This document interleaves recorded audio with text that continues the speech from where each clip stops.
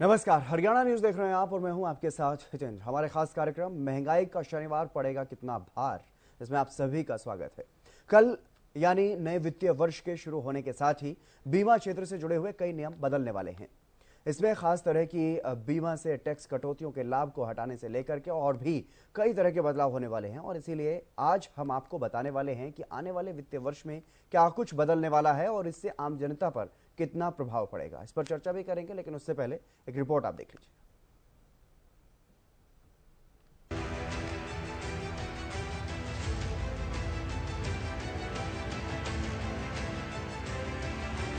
मार्च का महीना आज खत्म होने वाला है। कल से अप्रैल महीने की शुरुआत हो जाएगी। हर साल अप्रैल की पहली तारीख को कई बदलाव होते हैं। इनके बारे में जानकारी होना जरूरी है। अप्रैल से नए वित्त वर्ष की शुरुआत भी होती है। ऐसे में इस महीने आपकी जेब से जुड़े कई बदलाव देखने को मिलेंगे। 1 अप्रैल से डेट म्यूचुअल फंड्स पर टैक्स लगेगा। सीनियर सिटीजन को ब्याज में ज्यादा फायदा मिलेगा। नया टैक्स रिजीम मिलेगा। हीरो मोटोकॉर्प की गाड़ियां भी 2% तक महंगी हो जाएंगी। बिना पैन कार्ड के पीएफ निकालने पर अब टैक्स भी कम हो जाएगा। सीनियर सिटीजन सेविंग्स और स्कीम में ज्यादा निवेश कर सकेंगे। महिला सम्मान स्कीम की भी शुरुआत होने जा रही है। गाड़ी खरीदना महंगा हो जाएगा। पेन किलर्स, एंटीबायोटिक्स और दिल की दवाएं 1 अप्रैल से महंगी हो जाएंगी। सोना खरीदना भी 1 अप्रैल से महंगा हो जाएगा। डेट म्यूचुअल फंड्स पर एलटीसीजी टैक्स बेनिफिट खत्म हो जाएगा। गैस सिलेंडरों के दामों में भी बदलाव हो सकता है। 5 लाख तक के प्रीमियर पर टैक्स लगेगा। इसके अलावा एक्सप्रेस वे से लेकर एनएच पर सफर करना भी महंगा हो जाएगा। कल से टैक्स से लेकर डेट फंड तक नए नियम लागू होने जा रहे हैं। ये बदलाव सीधे आम आदमी की जेब पर असर डालने वाले हैं। अगर आपका रुपए पैसों से लेन देन से जुड़ा कोई भी काम है तो बेहतर है आज का दिन खत्म होने से पहले ही निपटा लें। आइए ग्राफिक्स के जरिए समझते हैं कि 1 अप्रैल से क्या कुछ बदलाव होने जा रहे हैं। Default tax regime. यदि कोई व्यक्ति ये नहीं बताता कि वो किस व्यवस्था के तहत अपना रिटर्न जमा करेगा तो नए टैक्स रिजीम डिफॉल्ट हो जाएगी। टैक्स छूट की लिमिट बढ़ी। नई कर व्यवस्था के तहत सरकार बजट 2023 में 7 लाख रुपए तक की आय पर टैक्स छूट पा सकता है। अगर पुरानी व्यवस्था से टैक्स भरने का विकल्प चुनते हैं तो ये छूट नहीं मिलेगी। टैक्स स्लैब में बदलाव। नई टैक्स व्यवस्था के तहत टैक्स स्लैब 0 से 3 लाख पर 0, 3 से 6 लाख पर 5%, 6 से 9 लाख रुपए पर 10%, 9 से 12 लाख पर 15% और 15 से ऊपर पर 30% है। Standard deduction.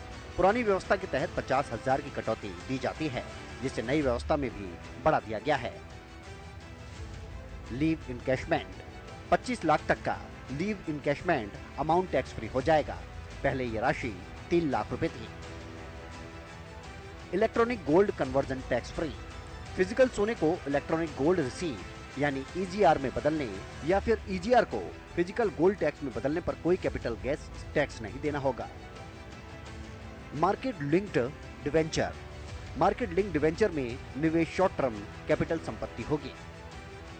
जीवन बीमा पॉलिसी। 5 लाख रुपए से ज्यादा की प्रीमियर वाली जीवन बीमा पॉलिसी से मिला रिटर्न अब टैक्स के दायरे में आएगा। अभी तक मैच्योरिटी पर यह पूरा पैसा टैक्स फ्री रहता था। वरिष्ठ नागरिकों के लिए लाभ। वरिष्ठ नागरिक बचत योजना के तहत अधिकतम जमा सीमा 15 लाख से बढ़ाकर 30 लाख तक कर दी गई है। डेट म्यूचुअल फंड पर टैक्स। डेट म्यूचुअल फंड पर एलटीसीजी टैक्स बेनिफिट्स नहीं दिया जाएगा। आपको बता दें, केंद्रीय वित्त निर्मला सीतारमण ने 1 फरवरी को बजट में कई घोषणाएं की थी, जो वित्त वर्ष 2023 के शुरू होते ही लागू हो जाएंगी। ये बदलाव आयकर नियमों के लिए हैं, जो इनकम टैक्स पेयर्स पर सबसे ज्यादा असर डालेंगे। News desk, Haryana news. तो नया वित्तीय वर्ष जो है वो कल से शुरू होने जा रहा है और 1 अप्रैल से कई बदलाव हर साल होते हैं। इस बार भी ऐसे ही कुछ बदलाव जो हैं वो होने वाले हैं, जिनके बारे में जानना ज़रूरी है। उसी पर आपको और ज़्यादा जानकारी देंगे, क्योंकि ईयर एंड नया वित्तीय वर्ष जो है वो कल से शुरू हो जाएगा और जो भी तमाम बदलाव होंगे उसके बारे में ज़्यादा चर्चा करेंगे, क्योंकि नए बजट में जिस तरीके की जो बातें इस बार कही गई केंद्र सरकार की तरफ से, केंद्रीय वित्त मंत्री की तरफ से, तो उसको लेकर के कुछ नए बदलाव इस बार होंगे। चाहे वो टैक्स की बात हो, डायरेक्ट टैक्स जो इनकम टैक्स दिया जाता है, चाहे उसकी बात हो, नया टैक्स स्लैब इस बार जारी किया गया है, और इसके अलावा भी कई और बदलाव इस बार होने जा रहे हैं।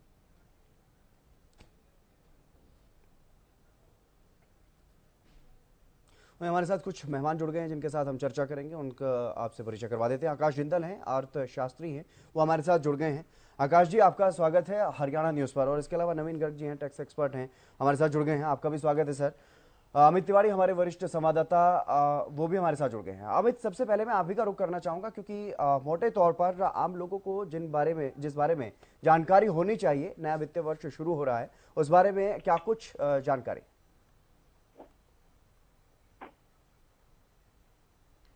जी, निश्चित रूप से हितेंद्र, अहम बात है कि आज वित्त वर्ष का आखिरी दिन है और कल से जो वित्त वर्ष का पहला दिन शुरू होने जा रहा है, तो ऐसे में सीधे लोगों की जेब से जुड़ा हुआ मसला है। और जो नई टैक्स व्यवस्था है, जो जिसका केंद्र सरकार की ओर से काफी प्रचार किया गया और लोगों को राहतों की बात की गई, 7 लाख तक की आयकर छूट सीमा का जो लाभ है वो इस बार इस वर्ष से शुरू हो जाएगा। उसमें कितना कुछ बेनिफिट लोगों के लिए रहने वाला है, क्योंकि तमाम बातें हैं, जैसा कि अभी आपने रिपोर्ट में भी जानकारी साझा की है कि किस प्रकार से जो बीमा पॉलिसियां हैं उनका जो 5 लाख से ज्यादा की जो बीमा पॉलिसी जिनका प्रीमियम होता है उन पर जो है वो टैक्स की मार पड़ने वाली है। सोना महंगा हो जाएगा, हीरो मोटरकॉर्प्स की गाड़ियां जो है वो 2% के करीब महंगी हो जाएगी। तो इस तरह से नया वित्त वर्ष जब 1 तारीख आती है, नए 1 अप्रैल आता है, तो नए जो टैक्स के दायरे में लोग आते हैं। इस बार जो खास बात है कि जो टैक्स रिजीम है, जो नया अगर कोई अडॉप्ट नहीं करता, नया चयन नहीं करता, तो उसको नए जो रिजीम उसमें डिफॉल्ट उसके साथ जुड़ जाएगा। तो इस तरह की कई बातें जो है वो नए में आ रही है। और लोगों का कहना है कि अब जैसे वित्त वर्ष में हर बार जब बजट पेश होता था तो महंगाई की मार पड़ती थी, लेकिन अब पता ही नहीं है कब सिलेंडर महंगा हो जाएगा, यानी कि कौन से महीने में सिलेंडर महंगा हो जाए इसका पता ही नहीं है। तो ऐसे में लोग अब एक तरह से महंगाई के आदी हो गए हैं। हर बार हर महीने की पहली तारीख को उन्होंने कोई ना कोई महंगाई का झटका लगता ही है। तो ऐसे में नए वित्त वर्ष पर जो नया टैक्स व्यवस्था जो लागू हो रही है उसका कितना लाभ उठा पाएंगे, और वरिष्ठ नागरिकों को लिए जो छूट दी गई है इस बार बजट में, उसका कितना लाभ उन्हें मिल पाएगा। जो सीनियर सिटीजन सेविंग स्कीम का, जैसे आपने अभी रिपोर्ट में भी हवाला दिया कि पहले 15 लाख तक थी, अब 30 लाख तक उसको बढ़ा दिया गया है। महिला सम्मान के लिए भी कुछ न कुछ रखा गया है। तो ऐसी तमाम बातें हैं जिनमें सुविधाएं भी होंगी, कुछ खट्टापन होगा, कुछ मीठापन होगा। तो देखने वाली बात होगी कि लोगों की दिनचर्या पर उसका कितना प्रभाव पड़ता है। फिलहाल जो है लोग महंगाई से परेशान, उनका यही कहना है कि 1 अप्रैल भी उनके लिए महंगाई की नई सौगातें लेकर आ रही है। जी हितेंद्र। जी बिल्कुल, टैक्स एक्सपर्ट भी हमारे साथ नवीन गर्ग जी, टैक्स के बारे में और ज्यादा जानकारी उनसे लेंगे, लेकिन उससे पहले मैं रुक कर लेता हूं आकाश जिंदल जी का। आकाश जिंदल जी, क्या कुछ देखा जाए, कितना खट्टा कितना मीठा, क्या कुछ रहने वाला है कल से, क्योंकि नया वित्तीय वर्ष शुरू हो रहा है? आकाश जी। जी जी जी, आई थिंक देयर इज मीठा एंड मोर खट्टा, because new financial year is starting, and with the start of new financial year we are experiencing a high inflation. CPI, consumer price inflation, is as of now 6.44%. This is much beyond the RBI comfort level. RBI has given us a comfort level of 4% plus minus 2%. So initially, to begin, the year tells us that inflation is something which is beyond the upper limit of RBI. Now to start with insurance, let me clarify, if there's anybody who's paying premium beyond 5 lakh rupees and the insurance policy after 1st April, the proceeds maturity benefit would be taxable. So for life insurance, anybody who goes beyond 5 lakh rupees, it won't be that tax heavy for him.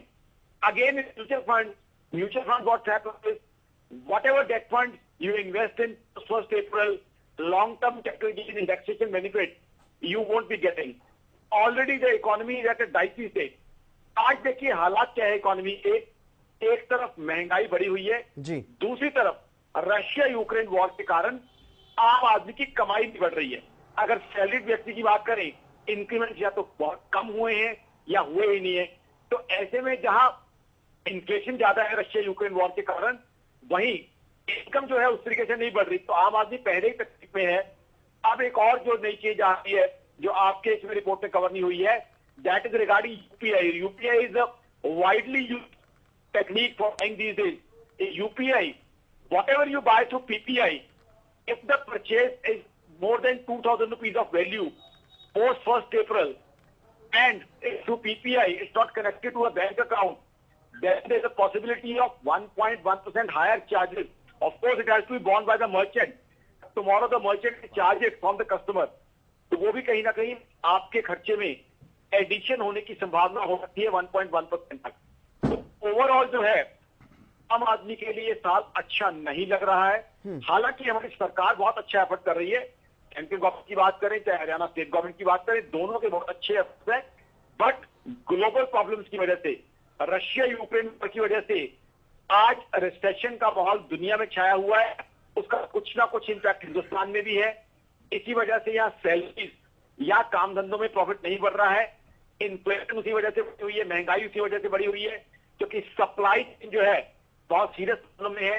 तो मेरी organisation आकाश का मानना है, यही चीज मैंने global channels पे कही है और नेशनल चैनल्स पे कही है कि नए साल का आगाज आम हिंदुस्तानी के लिए रशिया यूक्रेन और या पहले कोरोना फिर रशिया यूक्रेन वॉर की वजह से हालत ऐसी है कि बहुत अच्छे नोट पे नहीं है।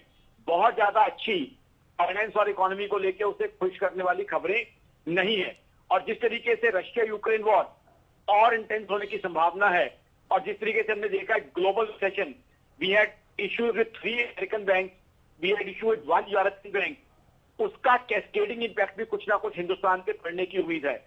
तो नया फाइनेंशियल ईयर जो है बहुत अच्छे नोट पे ना तो शुरू हुआ है ना ही बढ़ता दिख रहा है ग्लोबल प्रॉब्लम्स की वजह से। देखिए ग्लोबली क्या है, सबसे पहले the global economy had to go through a shock of corona.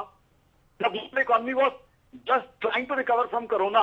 We had a huge Russia-Ukraine war. Just allow me 10 more seconds to complete. Russia-Ukraine war का नेगेटिव इम्पैक्ट पड़ा ग्लोबल इकोनॉमी पे। अब Russia Ukraine war को global economy ने कुछ हद तक adjust किया ही था कि अब आपके सामने जो अमेरिका के बैंक और यूरोप के बैंक का इशू आ गए। तो आज हालात क्या है, चाहे अमेरिका जो दुनिया की सबसे बड़ी इकोनॉमी हो, वो लास्ट ईयर 2 क्वार्टर में जीडीपी ग्रोथ में रही है। आज ब्रिटेन, जर्मनी और फ्रांस जैसी इकोनॉमी रिसेशन को फेस कर रही है, रिसेशन के करीब पहुंच रही है। वहीं छोटी इकोनॉमी की बात करें और पड़ोस में श्रीलंका, पाकिस्तान दिक्कत में है। हिंदुस्तान की इकोनॉमी हालांकि अच्छी चल रही है, बट ग्लोबल रिसेशन का यहाँ पे कुछ असर है। ये ग्लोबल रिसेशन का कुछ बताना आपको जरूरी था ताकि हिंदुस्तान के हालात के साथ दर्शक जो है इजीली रिलेट कर सके कि ग्लोबल हालात खराब है तो कुछ ना कुछ हिंदुस्तान पे उसका असर आना ही दिखना ही था। जी बिल्कुल। टैक्स एक्सपर्ट है हमारे साथ नवीन गर्ग जी। नवीन गर्ग जी, जैसा कि आकाश जिंदल जी ने बताया कि एक अनचाहा टैक्स जो है वो और थोपा गया है यूपीआई का, मर्चेंट अगर हम ट्रांजैक्शन करते हैं तो उस पर भी थोपा गया है। लेकिन इसके अलावा और भी चाहे हम बात करें नई टैक्स व्यवस्था की या पुरानी टैक्स व्यवस्था की, क्या कुछ बदलाव होंगे? क्योंकि हम भारतीय लोग एक एक पैसा बचाने पर विश्वास रखते हैं और ऐसे में कैसे पैसा बचाया जा सकता है, और क्योंकि राहत इस बार सरकार ने दी है, लेकिन उसके अलावा भी और क्या क्या विकल्प हमारे सामने हैं, लोगों के सामने? जो आपने पॉइंट एक रेज किया है यूपीआई के ऊपर सरचार्ज का, जी, तो मैं ये मानता हूँ कि इसकी कोई रिक्वायरमेंट थी नहीं। आज के दिन में बात करें गवर्नमेंट को कि चाहे वो जीएसटी का रेवेन्यू है चाहे डायरेक्ट टैक्स का रेवेन्यू है, जो एक्सपेक्टेड रेवेन्यू है गवर्नमेंट जनरली पहले क्या चलता था, आज से कुछ साल पहले बात करें हम लोग, जो एक्सपेक्टेशन था उससे कम कलेक्शन होता था। लेकिन नाउ ए डेज एक्सपेक्टेशन से ज़्यादा कलेक्शन हो रहा है। जब आपकी कलेक्शन ऑलरेडी ज़्यादा हो रही है तो आपको एक्स्ट्रा टैक्स लगाने की रिक्वायरमेंट नहीं थी। यूपीआई ट्रांजैक्शन एक तरीके से कैशलेस इकोनॉमी में कन्वर्ट करने का एक तरीका था और जो कि बड़ा सक्सेसफुल भी हुआ अपना। मैं आपको पता ही है कि हिंदुस्तान के अंदर दी बेस्ट वे के अंदर ऑनलाइन ट्रांजैक्शन हो रही है आज के दिन। चाहे कोई भी ट्रांजैक्शन लगा लीजिए, 1 रुपये की ट्रांजैक्शन हो चाहे बेसिक 1 लाख की ट्रांजैक्शन हो, यूपीआई के थ्रू हो रही है। अगर जैसे आप सरचार्ज लगाओगे तो मैं क्या करना स्टार्ट करूंगा, मैं एटीएम से पैसा निकालूंगा, एटीएम से पैसा निकालकर मुझे एटीएम पे कोई सरचार्ज नहीं पे करना, मुझे कैश निकालकर जब मैं पेमेंट करूंगा तो सामने वाला पार्टी पता नहीं इसको अपनी बुक्स में शो करेंगे नहीं करेगी, आप समझ सकते हैं। तो इससे वो अपनी इनकम में शो नहीं करेंगे, वो टोटली इकोनॉमी के अंदर दोबारा से कैश स्टार्ट हो जाएगा। तो मेरा मानना है कि आपका जो क्वेश्चन है कि सरचार्ज के लिए मेरा क्या व्यू है, तो ये totally unexpected step by the government, जिसकी कहीं से कुछ भी जरूरत नहीं थी एज पर माई अंडरस्टैंडिंग। जी, इसके अलावा मैंने टैक्स व्यवस्था के बारे में भी जानने की कोशिश की थी कि टैक्स व्यवस्था में किस तरीके से लोग अपनी बचत को और ज्यादा बढ़ा सकते हैं। ऐसा है कि जो लास्ट बजट के अंदर जो प्रपोजल दिया था कि 7 लाख रुपए तक इनकम टैक्स नहीं है और उसके अलावा एक 2.5 फिर 5 7.5 ऐसे करके एफएम मैडम ने काफी अच्छी एक स्लैब दी थी। तो ये मेरा मानना है कि जिनके पास डिडक्शंस नहीं है उन लोगों के लिए न्यू स्कीम अच्छी है, जो हम लोग ऑलरेडी बजट के टाइम भी डिस्कस कर चुके थे और आज भी मैं फिर से कह रहा हूँ, कोई चेंज नहीं आया। जो बजट में प्रपोजल किया था वो एग्जैक्टली एक्सेप्ट भी हो गया है।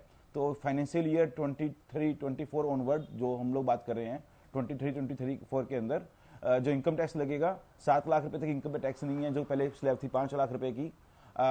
और आपकी अगर डिडक्शंस नहीं है तो मैं मानता हूं कि न्यू जो स्लैब्स गवर्नमेंट ने दी हैं that is beautiful for you. अगर आप सेविंग करते हैं तो इस स्लैब का कोई बेनिफिट नहीं है, आपको कैलकुलेशन करनी पड़ेगी कि आपको ओल्ड स्कीम अच्छी है या न्यू स्कीम अच्छी है। लेकिन आपको एक चीज बोलूंगा कि सॉरी, जनरली आई थिंक इस न्यू स्कीम के अंदर गवर्नमेंट इज प्रमोटिंग कि आप इन्वेस्टमेंट मत कीजिएगा, तो प्रमोट करना ही कहूंगा कि अगर कोई आप एक थोड़ा सा पहले बेनिफिट दे रहे थे कि इन्वेस्टमेंट करेंगे आपको ऑलमोस्ट 20%, कहीं 10%, कहीं 30% का बेनिफिट हो रहा था। अब गवर्नमेंट कह रही है कि अगर आप नहीं इन्वेस्टमेंट करोगे तभी हम आपको बेनिफिट दे रहे हैं एक तरीके से। तो मेरा ये मानना है कि ह्यूमन मेंटेलिटी है, अगर टैक्स का बेनिफिट दिखता है तो इन्वेस्टमेंट में ज्यादा फोकस करते हैं, फ्यूचर थोड़ा बढ़िया बनता है, फैमिली को थोड़ी सपोर्ट मिलती है। तो ये डिडक्शंस को प्रमोट ना करना मेरे ख्याल से थोड़ा सा नेगेटिव है मेरे पॉइंट ऑफ व्यू से। तो गवर्नमेंट को मेरे ख्याल से दोबारा से कंसीडर करना चाहिए कि अगर न्यू स्कीम लेके अगर आ भी रहे हैं उसको भी उसके अंदर भी डिडक्शन को प्रमोट करें। ये मेरा अपना ओपिनियन है। जी बिल्कुल। आकाश जिंदल जी अभी कुछ कहना चाहते हैं, लेकिन आकाश जिंदल जी मेरा सवाल यहाँ पर ये भी है कि यूपीआई का एक बड़ा कंफ्यूजन सा क्रिएट हो गया है लोगों के मन में। इससे ऐसा लग रहा है कि एक तरफ जब हम डिजिटल पेमेंट की तरफ रुख कर रहे थे और बड़ी संख्या में लोगों ने इसे अपनाया भी है, अब कहीं ना कहीं एक बार फिर से एक आशंका पैदा हो रही है कि कैश एक बार फिर से बाजार में आ जाएगा। देखिए, बिल्कुल आपने सही कहा। आज हिंदुस्तान की इकोनॉमी को हमें देखना होगा, समझना होगा। हिंदुस्तान का कंज्यूमर एक प्राइस सेंसिटिव कस्टमर है। आज मैं अपनी एग्जांपल से शुरू करता हूं। जो आकाश 25 लाख की गाड़ी घूमता है, तो जब गोभी खरीदता है तो 20 रुपए कम करवाने की कोशिश करता है। ये हिंदुस्तान की सच्चाई है, ये आकाश जिंदल की सच्चाई है जी। Now if that Aakash Jindal goes out to buy something through UPI and tomorrow in case he is told that you have to pay 1.1% additional charge, that is 22 rupees. Now, couldn't it that be that maybe that Akash Jindal may be motivated to go and buy in cash? So that could be one of the possibilities. Second is, now what is being said, the impact will be on the merchant. दुकानदार का impact आएगा. Now, if a customer, if a shopkeeper is working on limited margin, thin margin, what he can do is enhance the cost of the product. शायद वो जो है चीज का दाम इस तरीके से रखे, इस तरीके को एडजस्ट करे। तो ये अब हालांकि उधर से भी देखा जाए तो पेमेंट कॉर्पोरेशन कह रही है कि जो है खर्चा बढ़ रहा है, तो वो एंगल भी है। अब दूसरा आ सकता है life insurance. Not life insurance, anybody who pays premium more than 5 lakh rupees, then the proceeds would be taxable. Now what does it tell? I have high respect for our government. This BJP government is doing so many good things for the economy. Because of this government, the economy is moving and we are much better than America or Germany or Pakistan or Sri Lanka. But here my question is, there's a concept of HLV in insurance, human life value.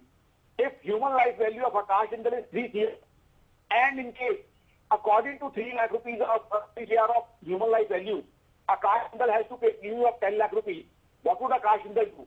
या तो ये करे 4,90,000 premium दे, या फिर 9 लाख जो है 10 lakh premium देके फिर जो है टैक्स देके रिटर्न ले। तो अब हम इसमें क्या कर रहे हैं? एक तरफ हम ये कह रहे हैं कि ह्यूमन लाइफ वैल्यू के हिसाब से आपका इंश्योरेंस होना चाहिए। अब मेरी ह्यूमन लाइफ वैल्यू से ज्यादा आ रही है तो मेरे लिए क्या बच जाता है? क्योंकि इंश्योरेंस को तो हमें मोटिवेट करना चाहिए। साथ ही साथ आ जाती है बाकी इन्वेस्टमेंट की। Now India is doing marvels in infrastructure. We are growing in infrastructure. We have metros, we have highways. I mean, the world is looking at India the way we are growing in infrastructure. Now there used to be a concept called infrastructure bonds. I suggested the government through various news channels prior to budget that they come out with infrastructure bonds, and the exemption must continue. One, because people who will invest they'll contribute towards nation building. Secondly, they'll saving for their family.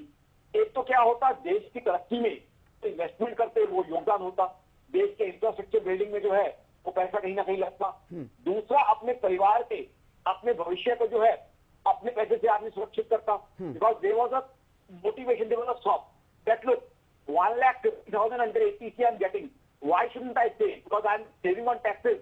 I should invest this much amount. So I think these are two questions. Here I would like government to make some amendments. So I would suggest that tax exemption should be there and people should be motivated to go into the old regime. Tax exemption and investments are necessary. Number one, to take care of future of your family. Secondly, towards nation building. And insurance also. The limit should go because people who have human life value beyond a particular figure, they also should feel motivated towards insurance. हर एक को अपने परिवार को जो है सुरक्षित रखना है, so that those things should be taken care. Thirdly, I think what we need to do as a country is we need to motivate people more to get into saving. So that is also one area where we need to motivate more and more people to come in and invest. Of course, from a nation of savers, we are becoming a nation of spenders. So, but our GDP growth as of now, we are targeting a target of 6%. We should target 8%. See, today, we are the fifth largest economy because of the great effort of our Prime Minister, of our government. Now, by 2027, we are expected to be the third largest economy. And by 2035, we are expected to be a $10 trillion economy. Now, with the sort of things we are initiating, with the sort of things which we are looking forward, great amount of infrastructure should be there. तो उसके लिए infrastructure funding government capex पे कर रही है, bond में capital expenditure कर रही है, बट इंफ्रास्ट्रक्चर बॉन्ड सरकार को लाने चाहिए और लोगों को उसमें इन्वेस्ट करने पे टैक्सेशन कंसेशन देने चाहिए। यहाँ पे पहुंचना चाहता था, ये बात जो है जैसे message I wanted to bring home, तो यहाँ पे मेरी सरकार से आग्रह है, हमारी सरकार बहुत अच्छा काम कर रही है, बाकी देशों के मुकाबले हमारी इकोनॉमी संभाला है, कोरोना में बहुत बड़ा वैक्सीनेशन किया है, गरीब भाई बहनों को अनाज दिया है। मैं I salute our prime minister for this wonderful effort, but मेरी ये कुछ प्रार्थनाएं हैं कि बजट के अंदर कुछ अमेंडमेंट की जाए ताकि लोगों को हम इन्वेस्टमेंट करने को मोटिवेट करें, इंफ्रास्ट्रक्चर में इन्वेस्टमेंट कराएं, ताकि जिस तेजी से देश हमारा बढ़ रहा है उसके साथ साथ इसको सपोर्ट करने के लिए इंफ्रास्ट्रक्चर भी इतना बढ़े कि हम जो हमारे ख्वाब, जो सुनहरे ख्वाब हमने प्रधानमंत्री साहब की गाइडेंस में देखे हैं, उनको हम जल्द से जल्द पूरा कर पाए। और आज दुनिया मान रही है हिंदुस्तान की तरक्की को। ये जो मैं रिपोर्ट बता रहा हूँ 2027 तक लार्जेस्ट इकोनॉमी बनने की संभावना हमारी, या 2035 तक 10 ट्रिलियन यूएस डॉलर इकोनॉमी, ये आकाशदल.in की रिपोर्ट नहीं है, ग्लोबल एजेंसीज की रिपोर्ट है। तो कहीं ना कहीं हम उस टारगेट की तरफ बढ़ रहे हैं। जी बिल्कुल, लेकिन नवीन जी अगर बात करें, क्योंकि जिस तरीके से आकाश जिंदल जी ने बात की कि मोटिवेट करना पड़ेगा लोगों को ताकि इन्वेस्ट कर सकें और इसके लिए कुछ अमेंडमेंट की ज़रूरत है, लेकिन अगर हम बात करें इन्वेस्ट करने की, सोचता है आदमी तब जब उसकी जेब में पैसा होता है, लेकिन यहाँ तो ज़रूरत है ज़्यादातर लोगों को सेविंग्स की। उनको बहुत सारी ऐसी ज़रूरतें होती है जिसके लिए पहले सेविंग करते हैं, बाद में उसमें कुछ वो काम करते हैं। तो इस तरह से कौन से ऐसे फिलहाल विकल्प हैं ऐसे लोगों के पास, खासतौर पर लोअर मिडिल क्लास फैमिलीज़ के पास, जहाँ पर वो ज़्यादा से ज़्यादा सेविंग करने की तरफ अपना रुख जो है वो कर सकते हैं? जैसे कि आकाश जी ने भी एक बात टच की है इस चीज़ के अंदर कि सेविंग को लेकर प्रमोट करना चाहिए। जो मैंने भी आपको बोला था कि जो इनकम न्यू स्लैब्स आई है जिसमें सेविंग को प्रमोट नहीं करने की बात की गई है कि आप सेविंग करोगे कोई डिडक्शन नहीं मिलेगी।